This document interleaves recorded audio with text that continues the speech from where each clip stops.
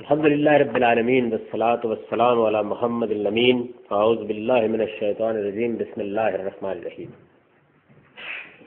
خواتین و حضرات، حج کیا ہے؟ ہم نے اس کی حقیقت کا مطالعہ کرنے کے بعد اب یہ دیکھنا شروع کیا تھا کہ اس کے مختلف مناسک کی کیا نوعیت ہے۔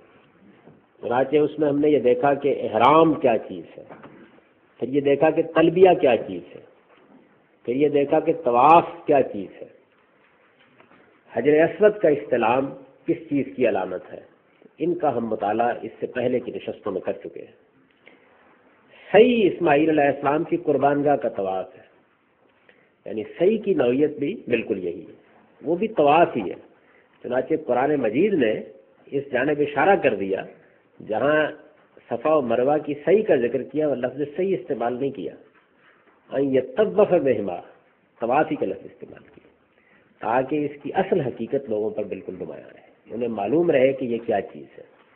تو میں اس سے پہلے عرض کر چکا ہوں کہ جب کبھی قربانی دی جاتی تھی دین ابراہیمی میں، تو اس کا قدیم روایت میں یہ طریقہ تھا کہ جس کی قربانی کی جائے اس کو معبد کے گرد پھیرے دیتے تھے یا قربانگاہ کے گرد پھیرے دیتے تھے۔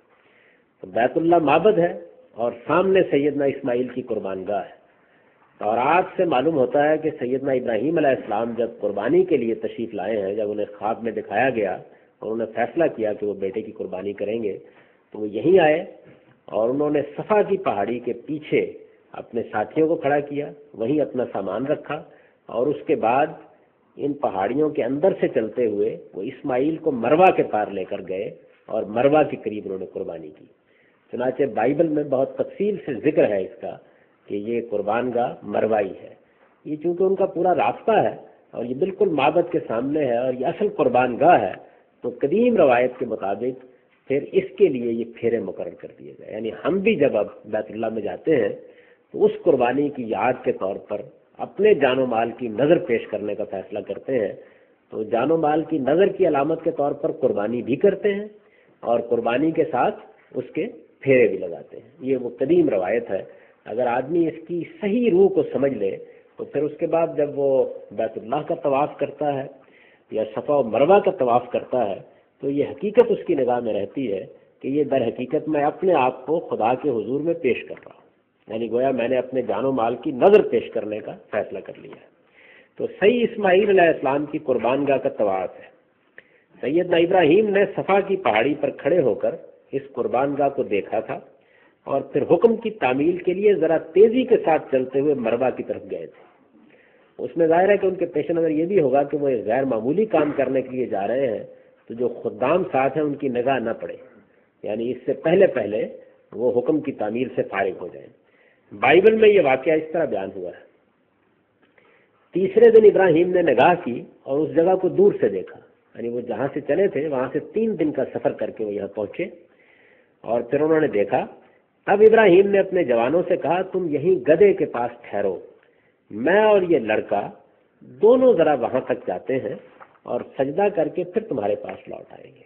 کیونکہ یہاں معبد تھا تو انہوں نے ان سے کہا کہ ہم عبادت کے لیے جا رہے ہیں، خدا کے حضور سرف گندہ ہوں گے اور واپس آ جائیں گے۔ یہ کتاب پیدائش میں ذکر ہے۔ چنانچہ صفا و مروہ کا یہ طواف بھی نظر کے پھیرے ہی ہے، یعنی گویا بیت اللہ کا طواف بھی نظر کے پھیرے ہیں اور یہ بھی نظر کے پھیرے ہیں، اور یہ قدیم روایت ہے جو پہلے معبد کے سامنے اور اس کے بعد قربانی کی جگہ پر لگائے جاتے ہیں۔ اور آپ سے معلوم ہوتا ہے کہ یہ جس طرح قربانی سے پہلے لگائے جاتے تھے، اسی طرح قربانی کے بعد بھی اس کا کوئی حصہ ہاتھ میں لے کر لگائے جاتے تھے، یعنی دونوں طریقوں کا سراغ ملتا ہے تورات سے کہ قربانی سے پہلے تو آپ جانور کو پھیرے دے دیتے تھے، اور اس کے بعد بعض اوقات ایسا بھی ہوتا تھا کہ قربانی کے گوشت کا کوئی حصہ لے کر پھر قربان گاہ کے پھیرے لگائے جاتے تھے۔ چنانچہ تورات کی جو کتاب خروج ہے اس میں ہے کہ اور تو ہارون کے تخصیصی مینڈے کا سینہ لے کر، یعنی سینے کا گوشت لے کر اس کو خداوند کے روبرو ہلانا تاکہ وہ ہلانے کا ہدیہ ہو، یہ تیرا حصہ ٹھہرے گا۔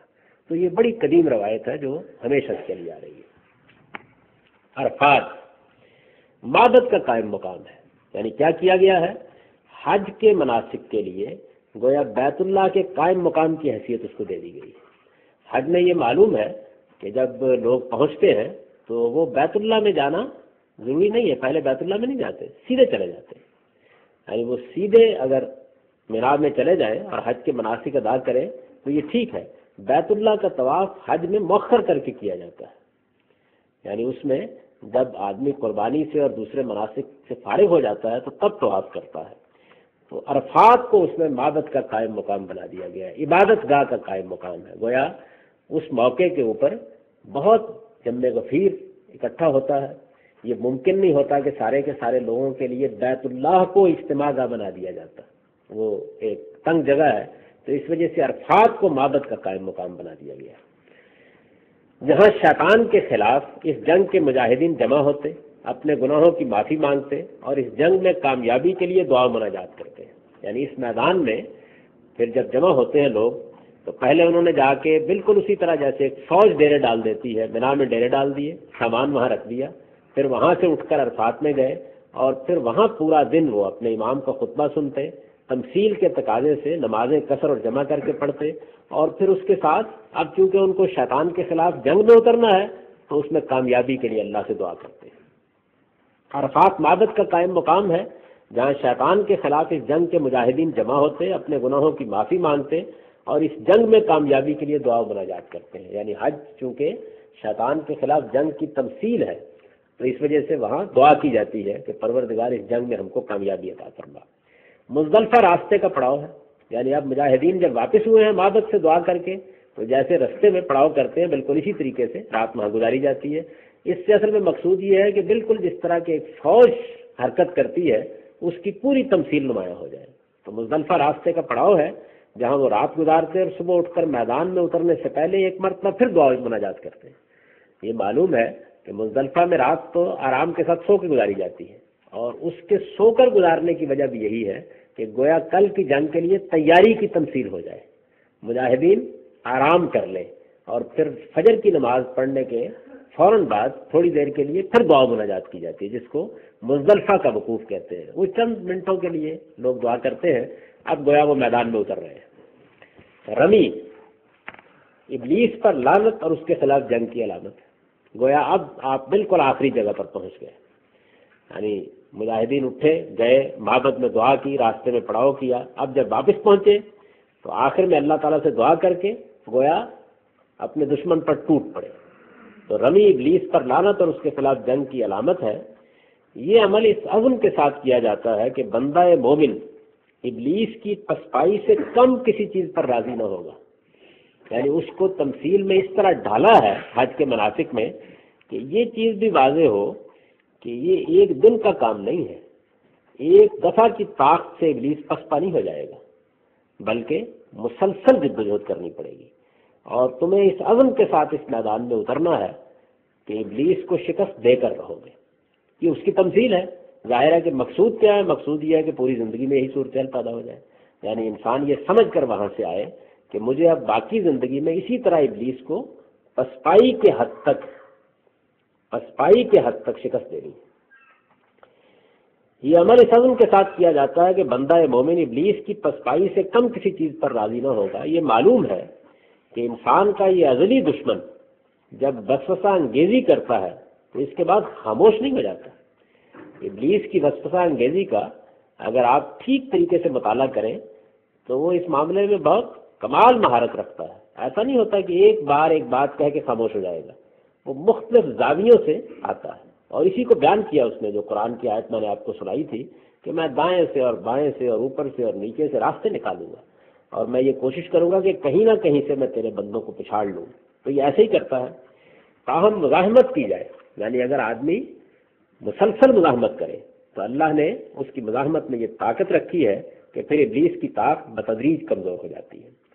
3 دن کی رمی اور اس کے لیے پہلے بڑے اور اس کے بعد چھوٹے جمرات کی رمی سے اسی بات کو ظاہر کیا گیا ہے. یعنی رمی میں تمثیل اس طرح کی قائم کی گئی ہے کہ پہلے آپ جو چھوٹے جمرے ہیں اگر آپ وہاں جائیں تو جس طرح سے آپ داخل ہوتے ہیں مزدلفہ سے واپس آ کر تو پہلے چھوٹا جمرہ آتا ہے، یعنی شیطان کی علامت جو پتھر بنائے گئے ہیں وہ پہلے چھوٹا ہے پھر بڑا ہے پھر سب سے بڑا ہے.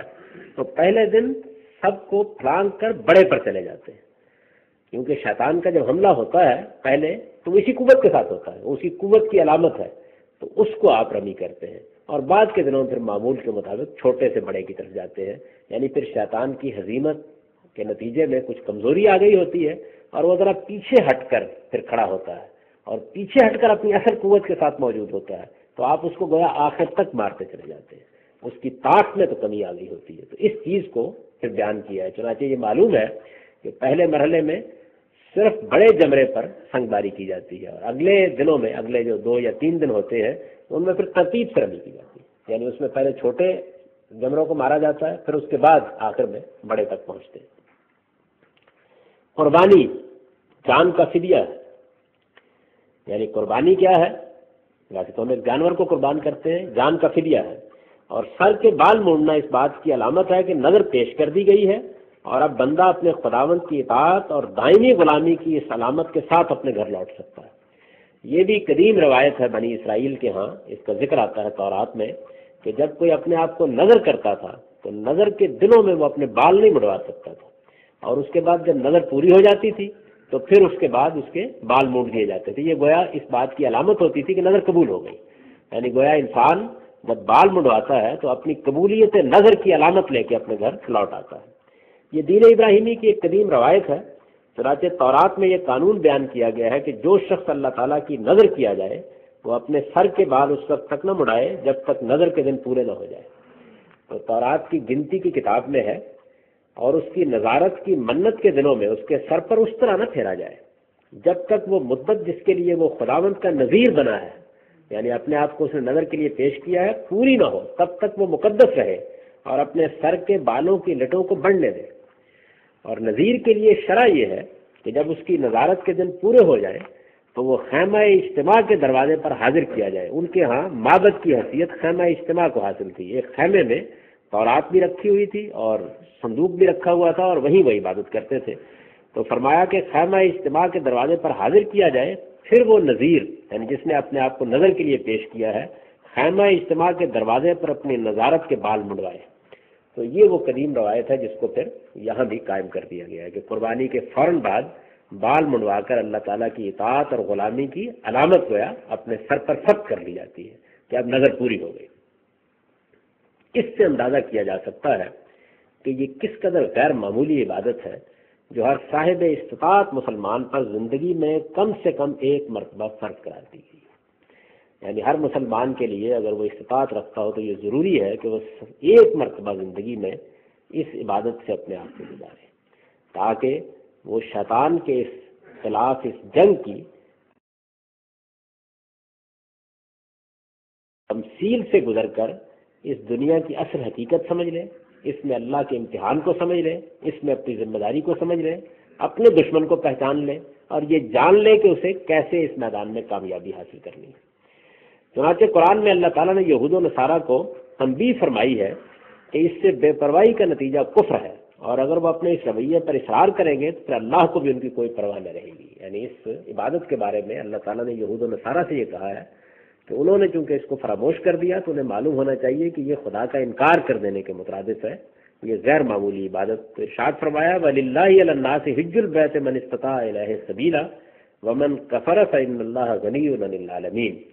اور جو سفر کی استطاعت رکھتے ہوں ان لوگوں پر اللہ کا حق ہے کہ بیت الحرام کا حج کریں، اور جس نے انکار کیا تو اسے معلوم ہونا چاہیے کہ اللہ دنیا والوں سے بے پرواہ ہے۔ نبی صلی اللہ علیہ وسلم نے بھی ایک موقع پر ایمان اور جہاد کے بعد اسی کی فضیلت بیان کی ہے۔ نیز فرمایا ہے کہ جو شخص اللہ کے لیے حج کرے پھر اس میں کوئی شہوت یا نافرمانی کی بات نہ کرے تو وہ حج سے اس طرح لوٹتا ہے جس طرح اس کی ماں نے اسے آج جنا ہے۔ اسی طرح آپ کا ارشاد ہے عمرے کے بعد عمرہ ان کے درمیان میں ہونے والے گناہوں کے لیے کفارہ ہے، اور سچے حق کا بدلہ تو صرف جنت ہی ہے۔ یہ جتنی بشارتیں ہیں ان کے بارے میں اس سے پہلے بھی واضح کر چکا ہوں، یہاں بھی اس کو سمجھ لیجئے کہ یہ اصل میں جب کوئی بندہ مومن حقیقی توبہ کر لیتا ہے اور ان اعمال کو انجام دیتا ہے جو جنت میں جانے کے لیے ضروری ہے، اس کے بعد سے متعلق ہے۔ یعنی پہلے اپنے آپ کو اس قابل کر لیجئے کہ جنت میں داخل ہو سکے۔ اگر جنت میں داخلہ ہو گیا تو پھر اس کے بعد درجات کی بلندی کے لیے یہ سب بشارتیں ہیں، اور حج بھی انہی لوگوں کے لیے توبہ اور گناہوں کا کفارہ بنتا ہے، عمرہ بھی انہی لوگوں کے لیے بنتا ہے کہ جو اس نیت سے، اس ارادے سے جاتے ہیں کہ اگر ہم نے کوئی غلطیاں کی ہیں، کوتاہیاں کی ہیں تو پروردگار اس سے معافی مانگتے ہیں اور آئندہ کے لیے اپنی اصلاح کرنے کا عزم کر رہے ہیں۔ تو یہ عزم اصلاح کے ساتھ کیا گیا ہے تو بڑی غیر معمولی عبادت ہے، اور اگر اس مقصد کے لیے کیا گیا ہے کہ پہلے گناہ بخشوائیں گے، باقی آ کے تو کرنا ہی ہے اور اس کے بعد پھر دیکھ لیں گے، تو پھر اس کی کوئی حیثیت نہیں۔ یہ تو حج کی حقیقت ہے، حج و عمرہ کی، یعنی یہ گویا شیطان کے خلاف جنگ کی تمثیل ہے اور اپنے آپ کو خدا کے حضور نظر کر دینے کو علامتی زبان میں بیان کیا گیا ہے۔ اب ذرا ایک نظر اس کی تاریخ پر ڈال لیتے ہیں۔ حج و عمرہ کی تاریخ سیدنا ابراہیم علیہ السلام کی اس منادی سے شروع ہوتی ہے جس کا ذکر ہم اوپر جگہ جگہ کر چکے ہیں۔ اس کے بعد یہ سلسلہ کبھی منقطع نہیں ہوا، یعنی معلوم ہوتا ہے کہ اس سے پہلے تو اللہ تعالیٰ نے کیا طریقہ اختیار کیا اس کو جاننے کا کوئی ذریعہ ہمارے پاس موجود نہیں ہے، لیکن سیدنا ابراہیم علیہ السلام کے بعد جب انہوں نے حج کی منادی کی ہے تو پھر ہر سال حج ہوتا رہا ہے اور بہت تسلسل کے ساتھ ہوتا رہا، عمرہ بھی لوگ کرتے رہے، حج بھی کرتے رہے۔ چنانچہ نبی صلی اللہ علیہ وسلم کی بعثت سے پہلے بھی عرب کے لوگ ہر جگہ سے گروہ در گروہ حج و عمرہ کے لیے آتے تھے، اور آپ کی بعثت کے بعد بھی یہ سلسلہ اسی طرح جاری رہا۔ اس میں شبہ نہیں کہ اس کے مناسک اور رسوم و آداب میں بعض بدعتیں ان لوگوں نے داخل کر دی تھی، جیسے ہمارے ہاں مسلمانوں نے نماز میں کچھ بدعتیں داخل کر دی ہیں، روزے میں داخل کر دی ہیں۔ اسی طریقے سے اگرچہ یہ دین ابراہیمی کی عبادت تھی، اس کے مناسک وہی تھے جو اب ہیں، ہمیشہ سے یہی رہے ہیں، لیکن کچھ بدعتیں اس میں داخل ہو گئی تھی، وہ آگے زیر بحث آ جائیں گی۔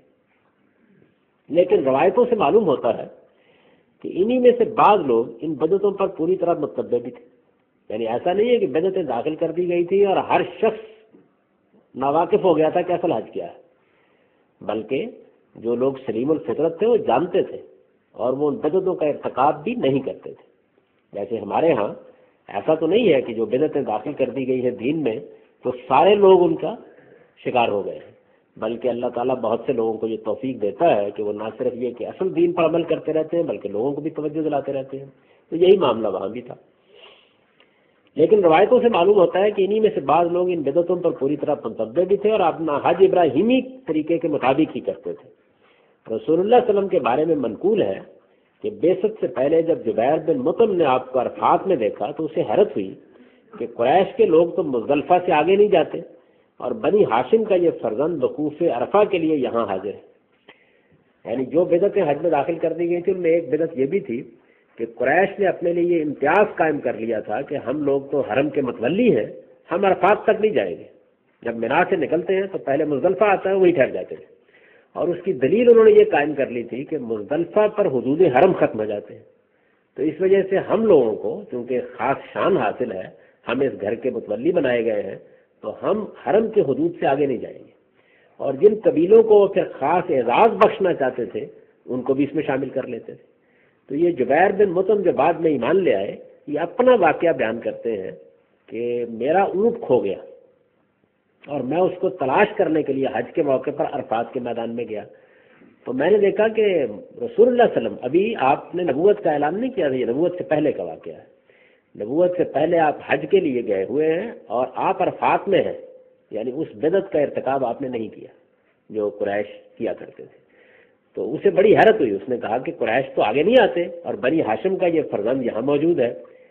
وہ بیان کرتے ہیں، یہ بخاری میں روایت ہے، وہ کہتے ہیں کہ اضللت بعیرا لی فذهبت اطلبه یوم عرفہ فرأیت النبی صلی اللہ علیہ وسلم واقفا بعرفہ فقلت هذا والله من الحمص فما شانه ها هنا۔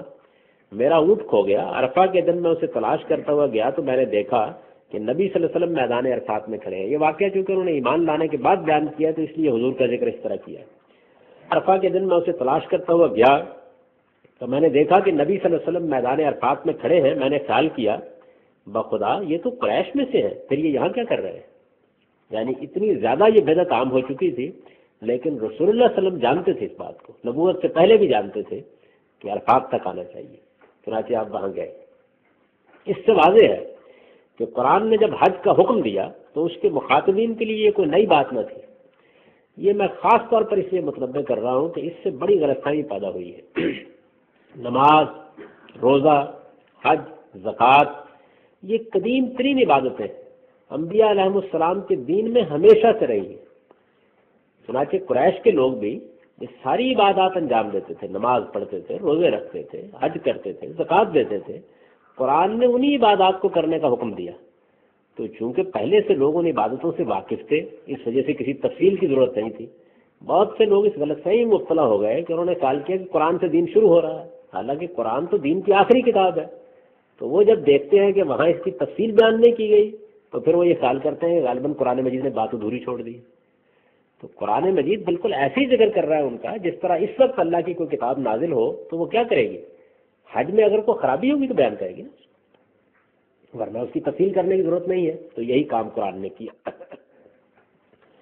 اس سے واضح ہے کہ قرآن نے جب حج کا حکم دیا تو اس کے مخاطبین کے لیے یہ کوئی نئی بات نہ تھی، وہ دین میں اس کی اہمیت اور اس کے رسوم و آداب سے پوری طرح واقف تھے اور ہر سال نہایت اہتمام کے ساتھ اس کے لیے حاضر ہوتے اور اس کے مناسک ادا کرتے تھے۔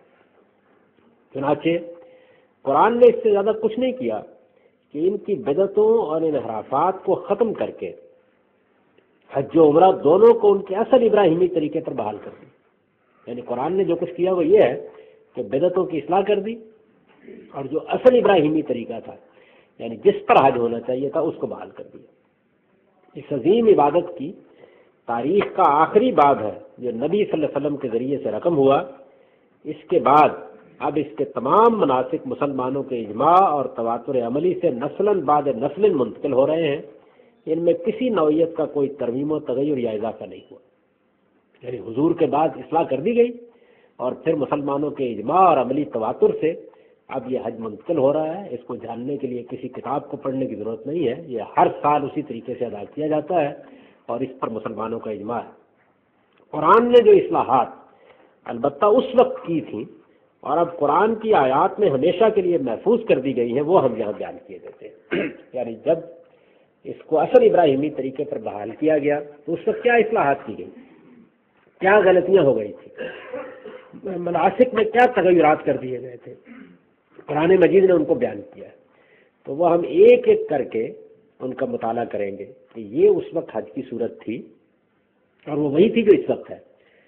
یہ خرابیاں تھیں جن کو اللہ تعالیٰ نے موضوع بنایا اور قرآن مجید میں ان کی اصلاح کی۔ یہ کوئی 12-13 کے قریب چیزیں ہیں جس میں اللہ تعالیٰ نے نہ صرف یہ کہ لوگوں کے تصورات کی اصلاح کی بلکہ اصل ابراہیمی طریقے پر بحال کرنے کے لیے ضروری ہدایات بھی دی۔ ان کا مطالعہ انشاءاللہ اگلی نشست میں ہوگا۔ وآخر دعوانا الحمدللہ رب العالمین۔ سر ابھی اپنے اس بیان میں بھی اور اپنے گزشتہ بیان میں بھی آپ نے حج کو شیطان کے خلاف ایک علامتی جنگ کا نام دیا ہے۔ میرا سوال یہ ہے کہ جس طرح انسان حج کے حوالے سے اپنے آپ کو، اپنی جان اور اپنے مال کو اللہ کے حضور پیش کرتا ہے اور باقاعدہ ایک جنگ کی سی صورت پیدا ہوتی ہے، کیا اس جنگ کی علامات کے بعد شیطان کو کسی قسم کا کسی بھی حوالے سے کوئی نقصان واقعی پہنچتا ہے یا نہیں پہنچتا؟ ایک تو یہ، اور دوسری بات یہ آپ نے بتایا کہ جو طواف ہے یہ ایک قدیم روایت ہے اور آپ نے اس کا حوالہ یہ بھی دیا تھا کہ آج بھی ہمارے ہاں جب کسی کی کوئی نظر دی جاتی ہے یا صدقہ وغیرہ کیا جاتا ہے کوئی روپوں کا، کسی چیز کی قیمت کا یا گوشت وغیرہ کا، تو وہ بچے سے یا اس چیز سے جس کی نظر مانی جاتی ہے اس سے وار کر دیا جاتا ہے۔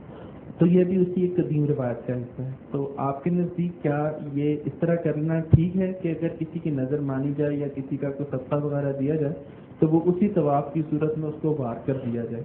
کیا یہ ہمارے ہاں رائج ہے؟ رائج تو ہے، کیا یہ اسلامی نقطہ نظر سے ٹھیک بھی ہے یا نہیں؟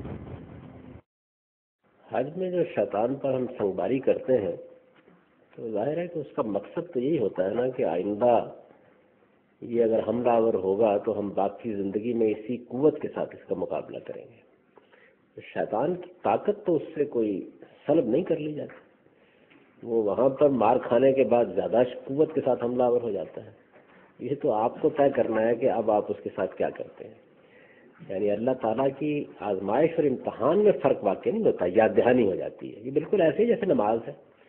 نماز کے بارے میں فرمایا نا کہ ان الصلاۃ تنہی عن الفحشاء والمنکر، نماز بے حیائی کی باتوں سے اور برائی کی باتوں سے انسان کو روکتی ہے، روک دیتی نہیں، روکتی ہے، یعنی توجہ دلاتی ہے، زجر کرتی ہے، واعظ کرتی ہے۔ جب آپ اللہ کے حضور میں جاتے ہیں تو آپ کو کہتی ہے کہ ایسا نہ کیا کرو، تو یہی کام حج بھی کرتا ہے۔ وہ 8 تاریخ کو، پھر 9 تاریخ کو، پھر 10 کو، پھر 11 12 جس دن آپ رہتے ہیں 13 تاریخ تک، 4-5 دنوں میں آپ کو پوری طرح اس کی یاد دہانی کرا دیتا ہے کہ آپ کو دنیا میں کیا کردار ادا کرنا ہے. شیطان کے خلاف 4-5 دنوں میں آپ کو پوری طرح اس کی یاد دہانی کرا دیتا ہے کہ آپ کو دنیا میں کیا کردار ادا کرنا ہے. شیطان کے خلاف جنگ میں اللہ کے ساتھ کھڑا ہونا ہے یا شیطان کی فوج میں شامل ہو جانا ہے، کیا کرنا ہے آپ کو. تو اس کی یاد دہانی اور اس کی تذکیر کا کام حج کرتا ہے. اس سے شیطان کے اوپر کوئی غیر معمولی تصرف نہیں ہو جاتا کہ جس کے بعد وہ حملہ کرنے کی طاقت کھو دیتا ہے، بلکہ مار کھانے کے بعد ہو سکتا ہے زیادہ بفر کر حملہ ہوتا ہے. اور میں نے تو دیکھا ہے کہ حج کر کے جب لوگ آتے ہیں تو زیادہ ہی اس کے حملے کا شکار ہو جاتے ہیں. تو اس لیے اس کی احتیاط کرنی چاہیے کہ آپ نے جو وہاں سے یاد دہانی حاصل کی ہے وہ آپ کی زندگی میں نمایاں ہو. جہاں تک دوسری بات کا تعلق ہے تو یہ سمجھ لیجئے کہ جتنے معاملات بھی اس نوعیت کے ہیں، نظر پیش کرنا، رکوع کرنا، سجود کرنا، یہ اسلام میں اللہ کے لیے اسی لیے خاص کیے گئے ہیں تاکہ اوہام کا خاتمہ ہو جائے. تو اس وجہ سے اب نظر بھی اللہ ہی کے لیے ہوگی، پھیرے بھی اسی کے معبد کے ہوں گے، اور کسی کے لیے یہ سب نہیں کیا جا سکتا. ہے تو قدیم ترین روایت اور اس کی علامتیں آپ کو اوہام میں بھی ملتی ہیں، مشرکانہ مذاہب میں بھی ملتی ہیں، لیکن اسلام میں ان سب باتوں کو اللہ کے لیے خاص کر لی گئی ہے. تو اس وجہ سے یہ پھیرے اب صرف وہیں ہوتے ہیں اور کہیں نہیں ہوتے. بدقسمتی سے آج کل رمی جمرات کے دوران حادثات ہو جاتے ہیں کیونکہ لوگ جمرے کے بالکل قریب جا کے اس کو کنکر مارنے کی کوشش کرتے ہیں. یہ فرمائیے کہ جمرے کو کنکر لگنا ضروری ہے یا اگر کوئی شخص بھیڑ کے بالکل بیرونی کنارے پر کھڑے ہو کے چھوٹے کنکر لے کے اس کی طرف پھینک دے تو یہ کافی ہوگا؟ بہت کافی. اس پر معلوم نہیں لوگوں کو کس نے یہ بتا دیا ہے. وہاں تو لوگ صرف کنکر پہ اکتفا نہیں کرتے، جوتے بھی مارتے ہیں. یہ ناشائستگی اور تربیت کی کمی ہے. علامتی چیز ہے، گویا آپ نے ایک علامت کا اظہار کر دیا. وہاں کوئی شیطان نہیں بیٹھا ہوا کہ جس کے سر پر ضروری آپ اینٹ ماریں گے تو تب جا کے آپ کا حج مکمل ہوگا. بس ایک علامتی اظہار ہے اور اس کو اسی طرح شائستگی سے کرنا چاہیے. البتہ یہ ہے کہ جوش جذبہ ضرور ہونا چاہیے، لیکن اس جوش جذبے کا رخ شیطان کی طرف رہے، اپنے بھائی بندوں کی طرف نہ ہو جائے. استطاعت سے کیا مراد ہے؟ کیونکہ عام طور پر یہ جانا جاتا ہے کہ اگر آپ مالی اور جسمانی طور پر اس کے اہل ہیں کہ آپ بیت اللہ جا سکیں تو آپ کی استطاعت ہے، لیکن خواتین کے لیے استطاعت میں محرم بھی شامل ہے. یعنی اگر اس کے پاس محرم ہے تو پھر اس کی استطاعت ہے، یہ عام طور پہ کہا جاتا ہے. تو یہ اس کی کیا حیثیت ہے؟ حج کے لیے محرم کی تو کوئی شرط اللہ کے پیغمبر نے نہیں بیان کی تھی. ایک عام بات کہی تھی کہ عورتیں اس زمانے کے لحاظ سے اگر 3 دن سے زیادہ کے سفر پر نکلیں تو کوئی محرم عزیز ان کے ساتھ ہونا چاہیے. یہ بڑی ہی عمدہ ہدایت تھی. یعنی اس سے مقصود عورت کی عزت کی حفاظت، اس کی عصمت کی حفاظت اور اسے تہمت سے بچانا تھا. اس طرح کے جتنے احکام ہیں وہ اصلاً مطلوب نہیں ہوتے، ان کا مقصد پیش نظر ہوتا ہے. تو اس مقصد کو موجودہ زمانے میں بدلے ہوئے حالات میں کئی طریقوں سے حاصل کیا جا سکتا تھا. خواتین مل کے گروپ بنا کے چلی جاتی ہیں، ایک محفوظ ماحول میں حج کر لیتی ہیں. یہ ساری صورتیں ہو سکتی تھیں، لیکن ہمارے ہاں چونکہ دین میں اجتہاد کرنے سے لوگوں نے انکار کر رکھا ہوا ہے تو اس کا نتیجہ یہ ہے کہ وہ محرم کی شرط بدلے ہوئے حالات میں بھی اسی طریقے سے لوگ بیان کر دیتے ہیں. اس کا کوئی تعلق حج سے محض نہیں ہے، وہ تو عام سفروں کے بارے میں ہدایت دی گئی تھی. اب دلچسپ بات یہ ہے کہ ایک ایئر ہوسٹس شب و روز ہوائی جہاز میں امریکہ برطانیہ کا سفر کرتی ہے، وہاں وہ ہوٹلوں میں ٹھہرتی ہے. مولوی صاحب کو پوچھتی ہے کہ حج کر رہا ہوں، کہتے ہیں محرم کے بغیر نہیں جا سکتی. یہ کیا چیز ہے؟ یعنی سوائے اس سے کہ مزے کا بنانا ہے دین کو، اور کیا چیز ہے؟ یعنی بہت سی ایئر ہوسٹسوں نے مجھ سے بات کی، انہوں نے کہا جی کہ کیا کریں، ہمارے لیے بڑی آسانی ہے کہ ہم وہاں جائیں تو وہاں عمرہ بھی کر سکتی ہیں، حج بھی کر سکتی ہیں، یا اور اس طرح کی جو خواتین بعض کام کرتی ہیں. تو یہ کوئی حج کے لیے شرط ہے یا یہ بیان کیا گیا کہ حج اس کے بغیر نہیں ہو سکتا؟ ایسی کوئی بات نہ قرآن میں ہے نہ حدیث میں ہے. ایک عام بات عورتوں کو کہی تھی حضور نے کہ یہ اس وقت جب تم سفر کرتی ہو، سفر کا ذرا اندازہ کریں نا، مدینے سے مکے تک کا سفر 6 دن کا ہوتا تھا. وہ 6 دن کے سفر میں ایک عورت نے اکیلے پڑاؤ کرنا ہے، ٹھہرنا ہے، رہنا ہے. اس میں یہ ہدایت کی گئی تھی. موجودہ زمانے کے ساتھ اس کا کیا تعلق ہے؟ اور اس میں 10 اور رستے موجود ہیں جن میں اس کا بندوبست ہو سکتا ہے. اس وقت ان لوگوں کی سمجھ میں یہ آ رہی، اس وقت امام شافعی نے یہ رائے دے دی تھی، یعنی حضور کے فوراً ہی بعد، کہ لوگ اگر اس طریقے کا محفوظ بندوبست کر لیں تو کوئی حرج نہیں ہے وہ چلے جائیں. لیکن اب کیا کیا جائے، یہ باتیں سمجھانی بہت مشکل ہے لوگوں کو، اور ساری زندگی میں یاد نہیں آتا، امریکہ کے سفر میں یاد نہیں آئے گا، انگلستان کے سفر میں یاد نہیں آئے گا۔ ایک مولوی صاحب کی اپنی صاحبزادی، انہوں نے انگلستان میں کہا کہ بھائی بات یہ ہے کہ آپ بیٹھ جائیں وہاں سے، ہم اتار لیں گے انشاءاللہ العزیز، لیکن حج پر جاتے وقت یہ ضروری ہے کہ محرم ہونا چاہیے۔ تو اس کا میں کیا علاج کر سکتا ہوں؟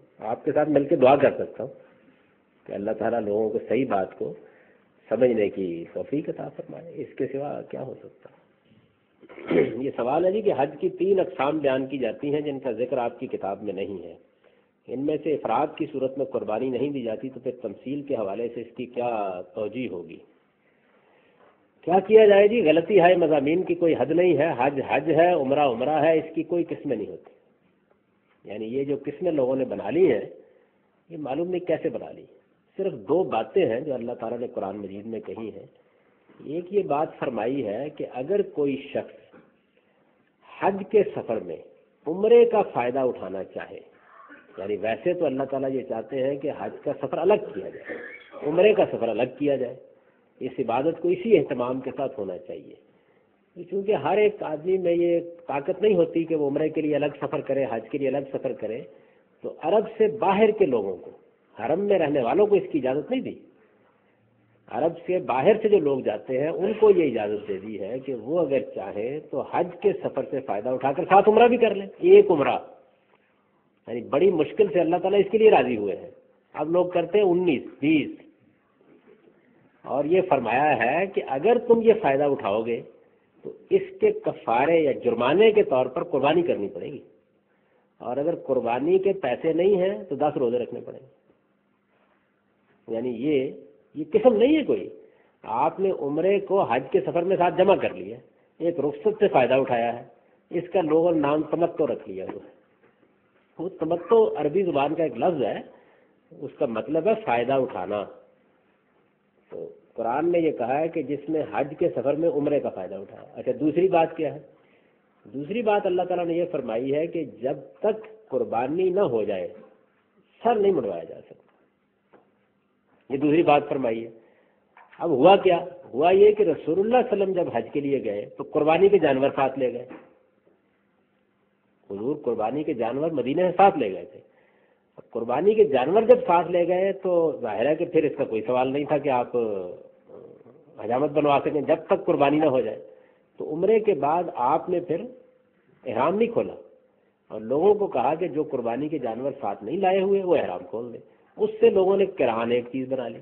کیا چیز ہے؟ بس اتنی سی بات ہے کہ اگر آپ کے پاس قربانی کے جانور ہیں تو آپ احرام نہیں کھول سکتے، پھر قربانی کہ جانور جب قربان ہو جائیں گے تب آپ سر منڈوائیں گے اور اس کے بعد آپ احرام کھولیں گے۔ تو یہ 2 گویا قانونی ضرورتیں ہیں جس کی وجہ سے لوگوں نے یہ قسمیں بنا لی ہیں، حج حج ہے، عمرہ عمرہ ہے۔ ایک سفر میں حج و عمرہ کو جمع کریں گے تو آپ کو قربانی کرنی پڑے گی لازماً۔ حج کی قربانی نفل قربانی، یہ نہیں کہ قربانی نہیں ہوتی، قربانی تو عمرے میں بھی ہوتی ہے، قربانی حج میں بھی ہوتی ہے، لازم نہیں کی گئی لوگوں کے اوپر۔ یعنی حج کی قربانی نفل قربانی ہے، آپ عمرے کی قربانی بھی کریں، آپ حج کی ایک صاحب نے میری جب کتاب چھپی عبادات کے اوپر تو انہوں نے کہا کہ آپ سے بڑی غلطی ہو گئی۔ میں نے کہا جی کیا ہو گئی؟ انہوں نے کہا جی آپ نے تو عمرے میں قربانی کا ذکر کر دیا ہے۔ میں نے کہا تیسری جماعت کی اسلامیات کی کتاب میں پڑھا ہوگا کہ حضور صلح حدیبیہ کے اوپر کتنے اونٹ لے کر گئے تھے، عمرہ کرنے گئے تھے۔ تو ایک چیز اجنبی ہو گئی ہے، اصل بات بیان کرو تو لوگ کہتے ہیں غلطی ہو گئی۔